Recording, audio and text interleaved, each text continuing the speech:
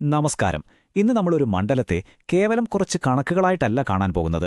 അല്ല, അതിനുമപ്പുറം ഒരു നാടിനെ, അവിടുത്തെ ജനങ്ങളെ ഒരു ജീവനുള്ള വ്യവസ്ഥയായി കണ്ട് എങ്ങനെ മെച്ചപ്പെട്ട ഭരണം കൊണ്ടുവരാം എന്ന് കണ്ടെത്താനുള്ള ഒരു ശ്രമമാണിത്. എറണാകുളം ഭരണനിർവഹണത്തിനായുള്ള ഒരു ഡേറ്റാധിഷ്ഠിത രൂപരേഖയിലേക്കാണ് നമ്മൾ കടക്കുന്നത്. ഒരു നാടിന്റെ സ്പന്ദനം അറിയണമെങ്കിൽ ആദ്യം ആ മണ്ണിനെ അറിയണം. അതുകൊണ്ട് നമ്മുടെ ശ്രദ്ധ എറണാകുളത്തേക്കാണ്. കാരണം ഇവിടത്തെ ഭൂപ്രകൃതി, ഇവിടത്തെ സംസ്കാരം, ഇവിടത്തെ സമ്പദ്വ്യവസ്ഥ ഇതെല്ലാമാണ് എറണാകുളത്തിന്റെ രാഷ്ട്രീയ വ്യക്തിത്വത്തിന് അടിത്തറപാകുന്നത്. നമ്മുടെ ഈ വിശകലനത്തിന് പ്രധാനമായും 5 ഭാഗങ്ങളുണ്ട്. ആദ്യം നമ്മൾ എറണാകുളത്തെ യാഥാർത്ഥ്യങ്ങൾ എന്തൊക്കെയാണെന്ന് നോക്കും.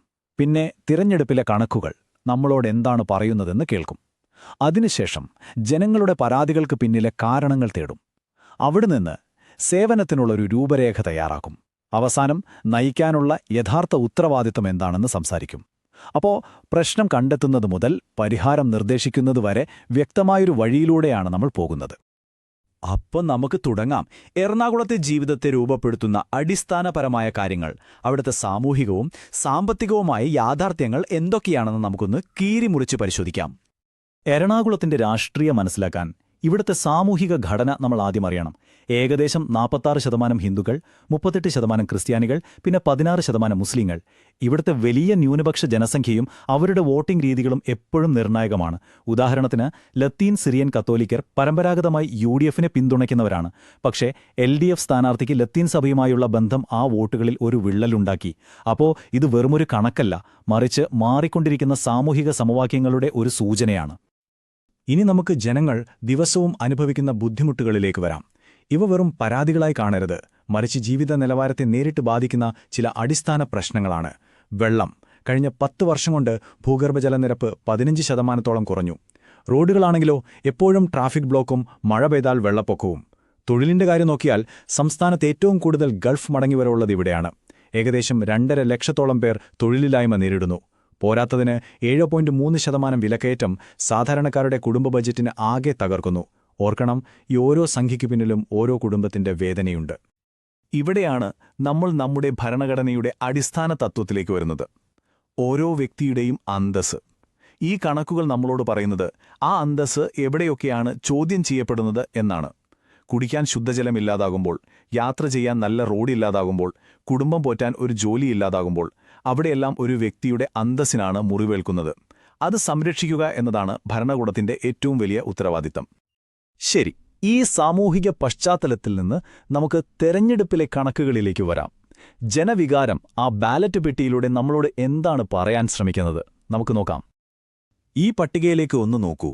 2016ഉം 2021ഉം തമ്മിലുള്ള വ്യത്യാസം വളരെ വ്യക്തമാണ്. UDFന്റെ വോട്ട് വിഹിതം 52% നിന്ന് ഏതാണ്ട് 42%ത്തിലേക്ക് ഇടിഞ്ഞു. ഒരു 10%ത്തിന്റെ കുറവ്. അതേസമയം BJPയുടെ വോട്ടിൽ ചെറിയൊരു വർധനവുണ്ടായി. പക്ഷേ ഏറ്റവും ശ്രദ്ധേയമായ കാര്യം അതൊന്നുമല്ല. 2020 എന്ന പുതിയൊരു രാഷ്ട്രീയ ശക്തിയുടെ കടന്നുവരവാണ്. ഏകദേശം 10% വോട്ടാണ് അവർ നേടിയത്. ഇത് വ്യക്തമാക്കുന്നത് ഇരു മുന്നണികൾക്കും പുറത്ത് ഒരു ബദലിനായി ജനങ്ങൾ ആഗ്രഹിക്കുന്നു എന്ന് തന്നെയാണ്. ഈ കണക്കുകളിലെ യഥാർത്ഥ കഥ ഈ ഗ്രാഫിലുണ്ട്. UDFന്റെ ഭൂരിപക്ഷം, അതായത് LDFനേക്കാൾ ഉണ്ടായിരുന്ന ലീഡ് 2016ൽ ഏകദേശം 20%. എന്നാൽ 2021ൽ അത് പകുതിയായി കുറഞ്ഞ് 10%ത്തിൽ താഴെയായി. ഇതൊരു ചെറിയ മാറ്റമല്ല, വലിയൊരു മുന്നറിയിപ്പാണ്. -10%. ഇതാണ് 2016നും 2021നുമിടയിൽ UDFന് നഷ്ടപ്പെട്ട വോട്ടുകളുടെ കണക്ക്. ഈ ഒരൊറ്റ സംഖ്യ നിലവിലെ ഭരണപക്ഷം നേരിടുന്ന ഏറ്റവും വലിയ വെല്ലുവിളി എന്താണെന്ന് വരച്ചു കാണിക്കുന്നു. ചോദ്യം ഇതാണ്: ഈ വോട്ടുകളൊക്കെ എവിടേക്ക് പോയി? എന്തുകൊണ്ടുപോയി? ഇനി മറ്റൊരു പ്രധാനപ്പെട്ട സംഖ്യ. വോട്ട് ചെയ്തവരുടെ എണ്ണത്തിൽ ഏകദേശം 5%ത്തിന്റെ കുറവ് വന്നു. ഇത് ഒരുപക്ഷെ ജനങ്ങളുടെ നിരാശയുടെയോ അല്ലെങ്കിൽ രാഷ്ട്രീയത്തിലുള്ള താൽപ്പര്യമില്ലായ്മയുടെയോ സൂചനയാകാം. അതുമല്ലെങ്കിൽ വോട്ടർ പട്ടികയിലെ പ്രശ്നങ്ങളുമാകാം. കാരണം എന്തുതന്നെയായാലും ഒരു വിഭാഗം വോട്ടർമാർ മാറി നിൽക്കാൻ തീരുമാനിച്ചു. അതും ഒരു സന്ദേശം തന്നെയാണ്. ഓക്കെ, അപ്പോൾ ഇതുവരെ നമ്മൾ എന്ത് സംഭവിച്ചു എന്ന് കണ്ടു. ഇനി നമുക്ക് എന്തുകൊണ്ട് എന്ന ചോദ്യത്തിലേക്ക് കടക്കാം. ഈ മാറ്റങ്ങൾക്ക് പിന്നിലെ കാരണങ്ങൾ എന്തൊക്കെയാണ്? വോട്ടർമാരുടെ യഥാർത്ഥ വേദനയുടെ ഉറവിടം എവിടെയാണ്? അതെ, എന്തുകൊണ്ടാണ് ഈ സംഖ്യകളിങ്ങനെ മാറുന്നത്? ഈ ചോദ്യത്തിനുള്ള ഉത്തരം തേടുകയാണ് നമ്മൾ. വോട്ടർമാരുടെ അതൃപ്തിക്ക് പിന്നിലെ കാരണങ്ങൾ എന്തൊക്കെയാണെന്ന് കണ്ടെത്താനുള്ള ഒരു അന്വേഷണം. ജനങ്ങളിൽ നിന്ന് നേരിട്ട് കിട്ടിയ വിവരങ്ങൾ വെച്ച് നോക്കുമ്പോൾ അവരെ ഏറ്റവും കൂടുതൽ അലട്ടുന്ന 4 പ്രധാന പ്രശ്നങ്ങൾ ഇവയാണ്. 1. റേഷൻ വിതരണത്തിലെ കാലതാമസം. 2. നഗരത്തിലെ വെള്ളപ്പൊക്കവും തീരാത്ത ട്രാഫിക് ബ്ലോക്കും. 3. എവിടെ നോക്കിയാലും കാണുന്ന മാലിന്യപ്രശ്നം. 4. ആവശ്യത്തിന് സൗകര്യങ്ങളില്ലാത്ത, സുരക്ഷിതമല്ലാത്ത ആശുപത്രികൾ. ഇവയാണ് ജനങ്ങളുടെ ഉറക്കം കെടുത്തുന്ന യഥാർത്ഥ പ്രശ്നങ്ങൾ. വെള്ളക്കെട്ടുള്ള റോഡുകൾ. ഒരു മഴ പെയ്താൽ ജീവിതം വഴിമുട്ടുന്ന അവസ്ഥ. ഇത് ഒരു ദിവസത്തെ മാത്രം ബുദ്ധിമുട്ടല്ല, വർഷങ്ങളായി തുടരുന്ന ഒരു ദുരിതമാണ്. മാലിന്യക്കൂമ്പാരങ്ങൾ. ശുചിത്വമുള്ളൊരു നഗരം എന്ന വാഗ്ദാനം എവിടെയെത്തി നിൽക്കുന്നു എന്നതിന്റെ നേർക്കാഴ്ചയാണിത്.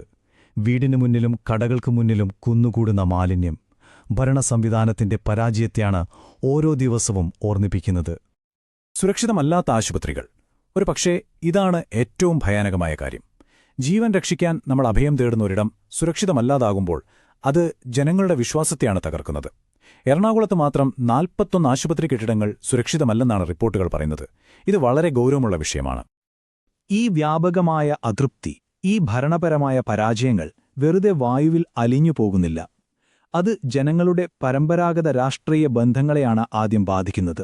ഉദാഹരണത്തിന്, ലത്തീൻ കത്തോലിക്ക വോട്ടുകളിൽ ഒരു ഭാഗം LDF സ്ഥാനാർത്ഥിയുടെ സഭാബന്ധങ്ങൾ കാരണം മറുപക്ഷത്തേക്ക് പോയി. അതേസമയം നായർ ഈഴവ സമുദായങ്ങളിലെ വോട്ടുകൾ UDFൽ നിന്ന് അകന്ന് BJPയിലേക്ക് അടുക്കുന്നതായും കാണാം. ഇതിനർത്ഥം പഴയ സാമുദായിക സമവാക്യങ്ങൾ മാത്രം വെച്ച് ഇനി തിരഞ്ഞെടുപ്പിൽ ജയിക്കാൻ കഴിയില്ല എന്ന് തന്നെയാണ്. ശരി, പ്രശ്നങ്ങൾ നമ്മൾ തിരിച്ചറിഞ്ഞു കഴിഞ്ഞു. ഇനി എന്താണ് പരിഹാരം? അവിടെയാണ് നമ്മൾ രോഗനിർണയത്തിൽ നിന്ന് പരിഹാരങ്ങളിലേക്കുള്ളൊരു രൂപരേഖയിലേക്ക് കടക്കുന്നത്. ഫലപ്രദമായ ഭരണത്തിനുള്ളൊരു കർമ്മപദ്ധതി. ജനങ്ങളുടെ പ്രധാന പ്രശ്നങ്ങൾക്ക് പരിഹാരമാകുന്ന, അവർക്ക് നേരിട്ട് കാണാനും അനുഭവിക്കാനും കഴിയുന്ന 3 കാര്യങ്ങൾ. 1. വെള്ളപ്പൊക്കം പരിഹരിക്കാനായി KSRTC ടെർമിനൽ നവീകരണം എത്രയും പെട്ടെന്ന് പൂർത്തിയാക്കുക. 2. മാലിന്യപ്രശ്നം പരിഹരിക്കാൻ ശുചിത്വമുള്ള അയൽപ്പക്കം എന്ന പേരിൽ വലിയൊരു ക്യാമ്പയിൻ തുടങ്ങുക. 3. സുരക്ഷിതമല്ലാത്ത ആശുപത്രി വാർഡുകൾ നവീകരിക്കാൻ അടിയന്തരമായി ഫണ്ട് അനുവദിക്കുക. ഇവയൊന്നും വെറും വാഗ്ദാനങ്ങളാകരുത്. ജനങ്ങൾ ഉന്നയിച്ച പ്രധാന പ്രശ്നങ്ങൾക്ക് നേരിട്ടുള്ള മറുപടിയാകണം ഇവ. ഇതിനെ ആവശ്യമായ തന്ത്രപരമായ സമീപനത്തെ നമുക്ക് ചതുർമുഖ സിദ്ധാന്തമെന്ന് വിളിക്കാം. ഒരു വശത്ത് സംഹാരമൂർത്തിയായ ശിവനെപ്പോലെ പ്രതിപക്ഷത്തിന്റെ പരാജയങ്ങളെ, പ്രത്യേകിച്ച് മാലിന്യ, വെള്ളപ്പൊക്ക വിഷയങ്ങളിൽ ശക്തമായി ആക്രമിക്കണം. മറുവശത്ത് സ്ഥിതിയുടെ പ്രതീകമായ വിഷ്ണുവിനെപ്പോലെ തങ്ങളുടെ അനുഭവസമ്പത്തും സുസ്ഥിരമായ ഭരണവും ജനങ്ങൾക്കുറപ്പു നൽകണം. അതായത് ആക്രമണവും സ്ഥിരതയും ഒരുമിച്ചു കൊണ്ടുപോകുന്ന ഒരു സമതുലിതമായ സമീപനമാണ് വേണ്ടത്. എന്ത് തന്ത്രം ഉപയോഗിച്ചാലും അടിസ്ഥാനം വിശ്വാസമാണ്. ആ വിശ്വാസം കെട്ടിപ്പടുക്കുന്നത് ഒരു പൗരന്റെ സമ്മതത്തെയും സ്വകാര്യതയെയും മാനിക്കുന്നതിലൂടെയാണ്. പ്രത്യേകിച്ച് നമ്മൾ അവരുമായി എങ്ങനെ ആശയവിനിമയം നടത്തുന്നു എന്ന കാര്യത്തിൽ.